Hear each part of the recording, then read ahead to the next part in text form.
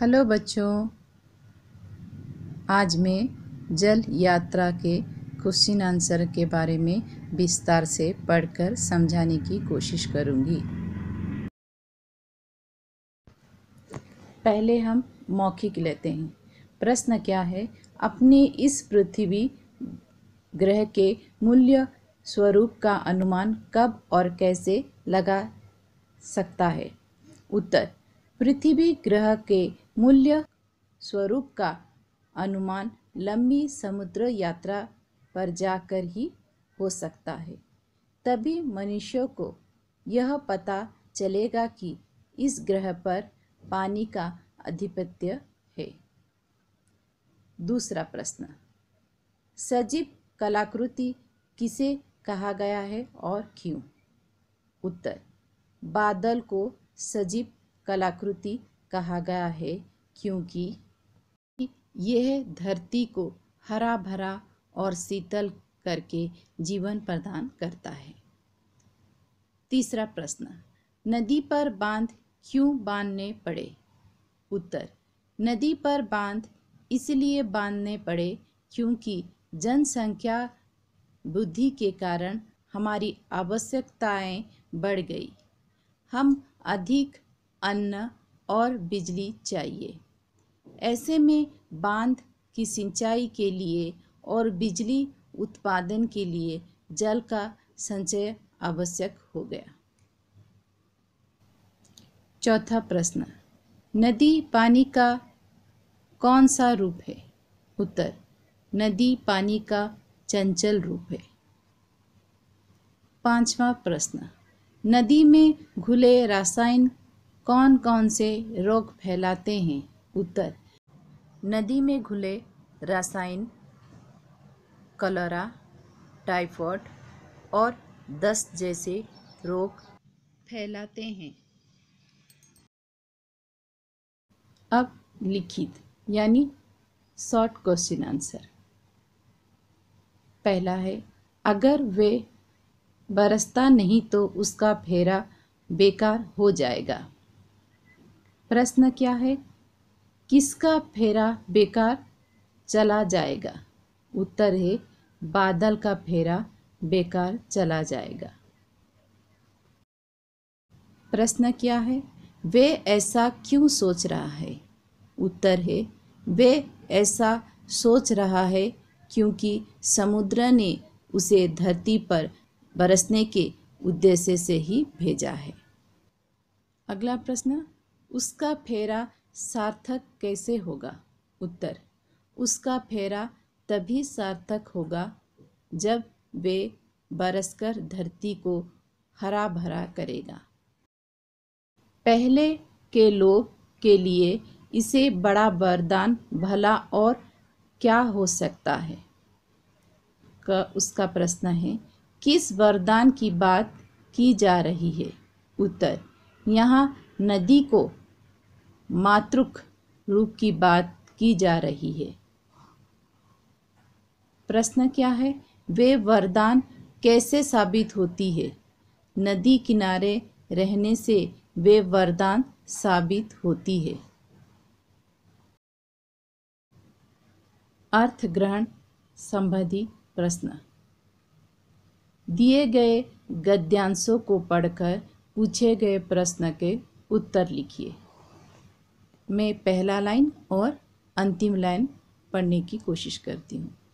आप इसको text book से रेफर कर सकते हैं। मेरे लिए वर्षा ऋतु का आकाश यानी आर्ट गैलरी। लास्ट लाइन, दूसरा आकाश मंच पर और तीसरा धरती पर।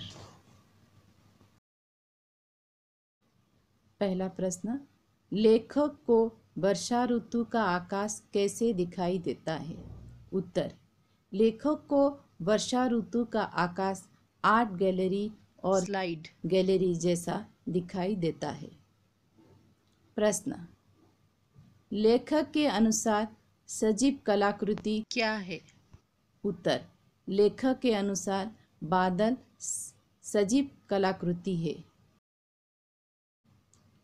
प्रश्न, वर्षा की नाट्य प्रस्तुति के 3 अंक कौन कौन से हैं? उत्तर, वर्षा की नाट्य प्रस्तुति का पहला अंक समुद्र में, दूसरा अंक आकाश के मंच पर और तीसरा धरती पर खेला जाता है। इस पाठ में किस समस्या को नहीं उठाया गया है?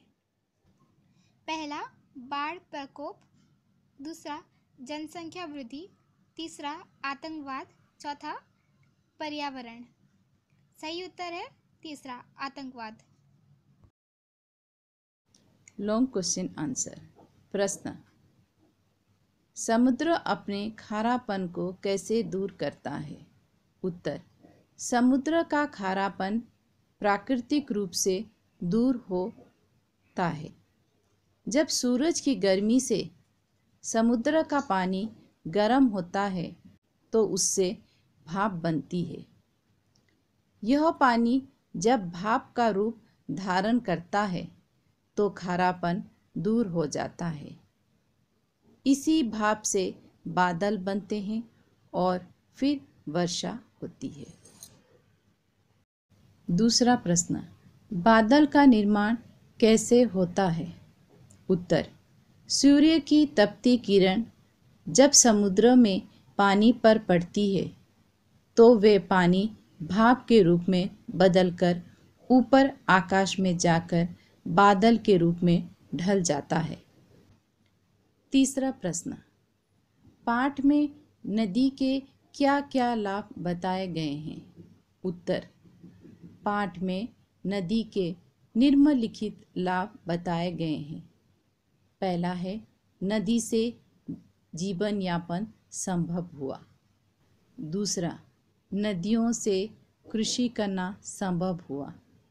तीसरा, संस्कृतियों का उद्गम नदियों की देन है। चौथा, नदी जल जीव जंतुओं की रक्षा करने वाली भी है। चौथा प्रश्न, नदी की विशेषता होने के क्या क्या कारण हैं?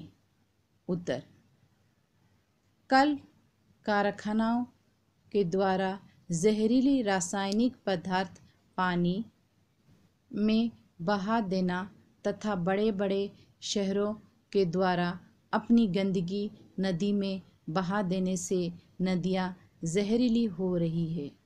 इसके अलावा किसान द्वारा अपने खेतों में कीटनाशक का छिड़काव करने से भी नदियाँ दूषित हो रही है। पांचवा प्रश्न, पानी का चंचल रूप नदी है कहने के पीछे लेखक का क्या भाव रहा होगा? उत्तर, लेखक के द्वारा नदी को पानी का चंचल रूप कहने के पीछे यह भाव रहा होगा कि वे सदा नियंत्रण होकर नहीं बहती। नदियों के अनियंत्रित होने से कभी कभी बाढ़ जैसी स्थिति भी आ जाती है। ऐसा क्यों कहा गया? प्रश्न, आखिर इस धरती पर हम मेहमान ही तो है। उत्तर, जिस तरह मेहमान कुछ समय टिककर विदा हो जाता है उसी तरह मनुष्य धरती पर भी कुछ वर्ष जीवित रहकर अंत में मृत्यु प्राप्त हो जाता है। इसी कारण ऐसा कहा गया है कि हम धरती पर मेहमान के समान हैं। प्रश्न, पानी जहाँ से चला था वापस वहीं पहुँच गया। उत्तर, समुद्र का पानी सूर्य की गर्मी से बादल बनकर, बादल से वर्षा बनकर, फिर वर्षा से नदी के रूप में ढल जाता है। यह नदियाँ फिर बहते बहते अंत में समुद्र की गोदी में समा जाती है। इसीलिए ऐसा कहा गया है कि पानी जहाँ से चला था वापस वहीं पहुँच गया। सातवां प्रश्न, हॉट्स, संस्कृतियाँ नदी के किनारे ही क्यों जन्म लेती है? उत्तर, मनुष्य जीवन की प्रथम आवश्यकता पानी है। मनुष्य को पानी की ज़रूरत पीने तथा दैनिक कार्य की पूर्ति के लिए आवश्यकता के लिए होती है। इसके अतिरिक्त नदियों के पानी से सिंचाई करके कृषि के क्षेत्र में भी सफलता मिली है। इसी कारण संस्कृति का जन्म नदी के किनारे ही होता रहा है।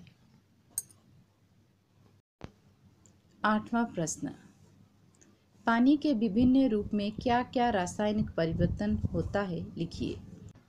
उत्तर, कल कारखानों के खतरनाक रासायनिक पदार्थ और शहर का मल आदि नदियों में बहा देने से वे विषाक्त हो रही है।